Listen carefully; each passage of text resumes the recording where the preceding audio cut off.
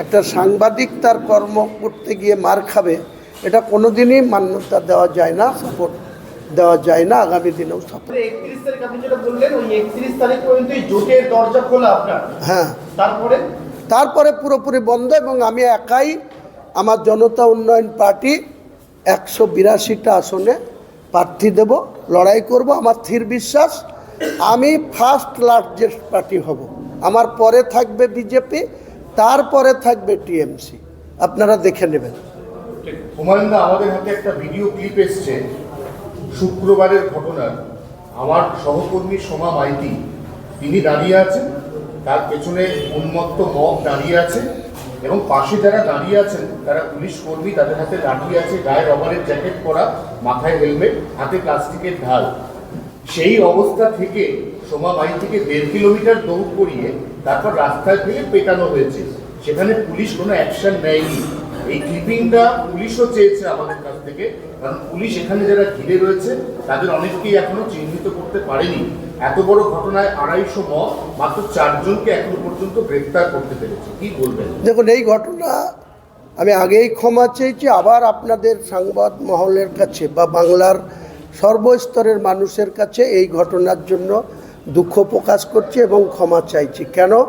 একজন মহিলা, আমি যাকে 32 বছর ধরে চিনি সাংবাদিক হিসাবে, সেই ভদ্রমহিলা তার পেশা, তার কর্মক্ষেত্র এসে যেভাবে, আমি বেলডাঙ্গার অনেক সম্মানীয় নাগরিকদের জানি যারা অত্যন্ত নিজের সম্মান নিয়ে, পরিবারের সম্মান নিয়ে বিলং করে, ব্যবসা বাণিজ্য, কর্মক্ষেত্র, চাকরি বাকরি, অনেক কিছুতে সম্মানীয় আছে। কিন্তু তবুও বলতে বাধ্য হচ্ছি, বেলডাঙ্গায় উভয় সম্প্রদায়ের মধ্যে 20% লোক আছে যারা অত্যন্ত সামাজিকতাকে মান্যতা দেয় না। তাদের পার্সোনাল এত চলাফেরা, তাদের ত্রুটি, কেউ এই যে যারা ঘটনাটা ঘটেছে, আমার খবর নেওয়া হয়ে গেছে, তারা কিন্তু পুরো মদ্যপ অবস্থায় ছিল।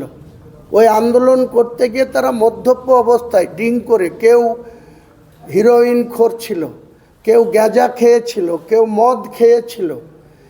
বেলডাঙ্গার গোটা সার্বিক বেলডাঙ্গায় 20% জনতা, তারা মুসলিম হতে পারে, অমুসলিম হতে পারে, তাদের মধ্যে অনেক বদ নেশা, অনেক চলাফেরায় ত্রুটি আছে। তাদের মধ্যে থেকে এই ঘটনা ঘটেছে। আমি পুলিশকে বলবো, এসপিকে বলবো, কালকে ঘটনায় যে 30 জন অ্যারেস্ট হয়েছে তাদের কাছে প্রুফ আছে, কাজেই আইনের পথে চলবে। বাকি ওই দিনকার ঘটনায় যদি কোনো ফুটেজ পাই, কোনো যদি মোবাইলে হোয়াটসঅ্যাপে কোনো পাই, তাদের বিরুদ্ধে স্ট্রং অ্যাকশন নিক। এটা কোনো কম্প্রোমাইজ হবে না। আমি কোনো মতেই এই ধরনের দুষ্কৃতীদের সমর্থন নিয়ে রাজনীতি করিনি, বিগত দিনে করিনি, আগামী দিনে করব না। সমাজে সবার অধিকার আছে, বিশেষ করে ভারতবর্ষের গণতন্ত্রে সংবাদ মাধ্যম একটা পার্ট, জুডিশিয়াল একটা পার্ট, আম জনতা একটা পার্ট, আর আমলারা একটা পার্ট। এরাই হচ্ছে ভারতবর্ষের সংবিধানের মূল স্তম্ভ। তাহলে সেখানে আঘাত আসবে আর আমরা চুপচাপ থাকবো, এটা কোনো দিনই হতে পারে না।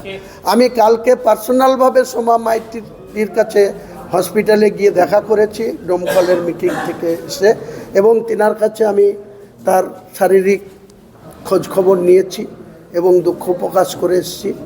উনি আমাকে ভালো করেছিলেন, হুমায়ুন কবির হ্যাঁকে হ্যাঁ বলতে জানে, নাকে না বলতে জানে।